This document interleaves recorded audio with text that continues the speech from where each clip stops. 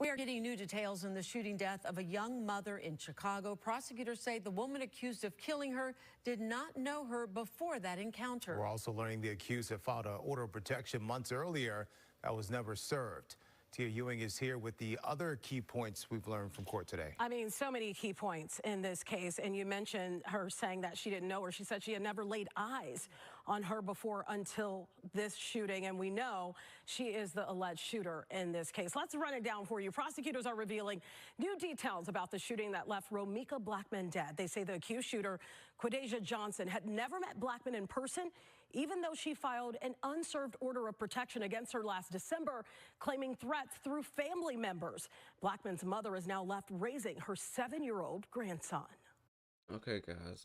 Before we get into more of the details, just a quick breakdown here. This has been going on for a while now, just kind of getting wind of it. Romeka Blackman, she was fatally shot, um, by the lady that they're going to be talking about here, who's going through legal proceedings now, as far as the shooting. But she had an unserved order of protection against the woman. She says she's never met the woman before, but she had been receiving threats, from the woman through family members, as they were saying. And so don't have all the details as far as why she would be receiving threats. But this story kind of really gets deeper, and let me just continue to play it. I just want justice for my daughter, and I want peace in my family. This has been such a hard 3 months. It's been painful. It's been terrible. I mean, we've been torn apart. One of the leaders of our family, she was the baby, but she was the leader. The holidays are not holidays. Man, my condolences to her mother. Anytime I see a scene like this where a mother has to build up the strength and courage to get up and have a press conference as if she was a presidential candidate, or someone that's playing sports or something like that, and the subject of what they're talking about or the questions that she's getting asked is about her baby getting killed. Man, like my heart goes out to her, because no, they always say this age-old saying, no parent should have to bury their child, and in this situation, man, it speaks loud and clear. A lot of times, man, these things be over stuff that's just like, is it really worth taking someone's life over? Is it really worth that 1-2 seconds of rage to where you decide, okay, I'm gonna go get my gun and I'm gonna execute this person?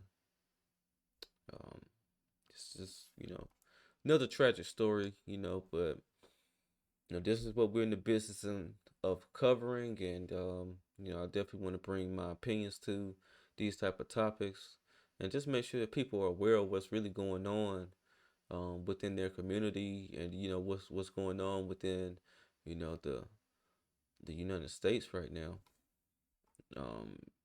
This type of violence is pretty much happening every week.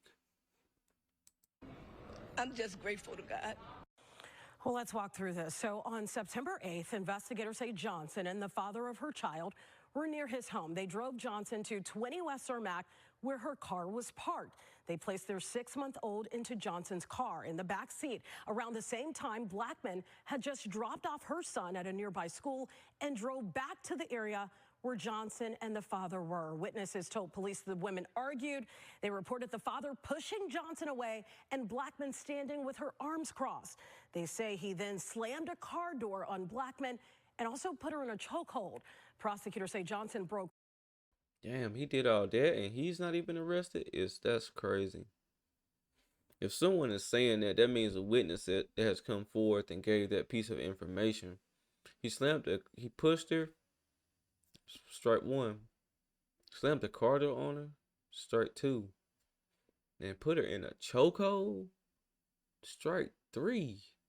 and this individual is not arrested. Only the girl, his girlfriend that was with him, that actually shot and killed Ramika Blackman is arrested. That's craziness, man. That just kind of blew me right there, man. Cause damn, you was able to do all that. Like people get arrested for assault for stuff like that. So I don't know. That's just crazy. Free, and that is when, or I should say, Blackman broke free, and that is when Blackman was shot once. And then that's when they say Johnson paused, then fired 2 more times. Police recovered 3 9mm casings there at that scene. Johnson legally owned the gun and claimed self-defense. Prosecutors say Blackman was unarmed. Her son turned 7 days after the shooting and is still asking to this very day, where is his mother? Carlos may be hurt for the rest of his life, but we make sure he see rainbows in his clouds. Amen. Okay? Nothing will ever change about that. There is nothing he needs that we cannot provide. He is perfectly well. He is happy. He is thriving. And even when he feels his lowest, we pull him out of it together like we do with each other. He a superstar like his mom, and he's going to show her better than he can tell her. Now, Johnson's lawyers did argue that she's 7 weeks pregnant and should be released from custody. The judge didn't see it that way. She remains in custody even right now. So they wanted to use, her being 7 weeks pregnant as an excuse for her to be out and free and stuff like that. Man, you should have thought about the fact that you was trying to conceive a child when, you were that split second of thinking, okay, I'm about to go get my gun and shoot this lady. You should have been thinking, man, me and my boyfriend have been doing what we do to try to conceive a child, and, it could be a possibility that I'm pregnant. That's what should have been your focal point, was trying to live it out with your boyfriend and trying to, raise the family that you guys was just looking to bring into this world. So, salute to the judge for, not even thinking about that. You know what I'm saying? It's just like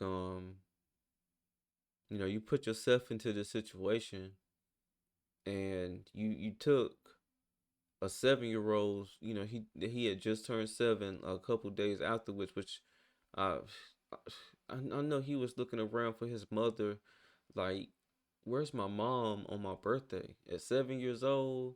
So he had went 6 years of seeing his mother, and by the time a child is like 2, 3, 4, 5, 6, they're very conscious of their mom and dad and stuff like that. And if they're there or not there, they're very conscious of that. So you know, it's just sad that the little boy is gonna have to grow up without his real mother. But it looks like he does have a strong family unit that was up there, and I'm not sure if that was his aunts or what's going on, but they did say that they were going to step in and make sure that they can do all they can and make sure that he's covered, which is that's a blessing, really, to have that type of support system. Because it's been situations out here where people would lose their parents to something tragic, and then they're ushered right into the system at young ages, and you know God knows what they go through. But you know another act of senseless violence, really. Especially if I'm not sure if these reports are true, if they knew each other or not, but they're saying that these individuals didn't necessarily know each other, and then that's another lesson too. You can't really just be out here in the streets arguing with any and everybody, because a lot of people are very unhinged, and you know these type of things can happen. You can't just be arguing or picking fights with any and everybody. I know a lot of people just think, they're made of Teflon and they're super tough and stuff like that, which you can be, but there's other ways that you can show that toughness or that Teflon skin. You don't necessarily, and I'm not sure who was the antagonizer or who started this and who started that. You know, like I said, I'm just not getting wind of this whole situation.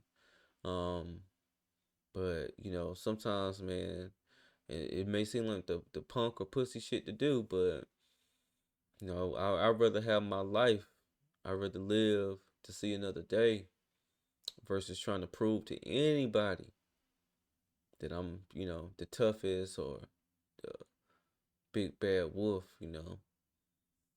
You know, of course, defend yourself. Of course, stand your ground.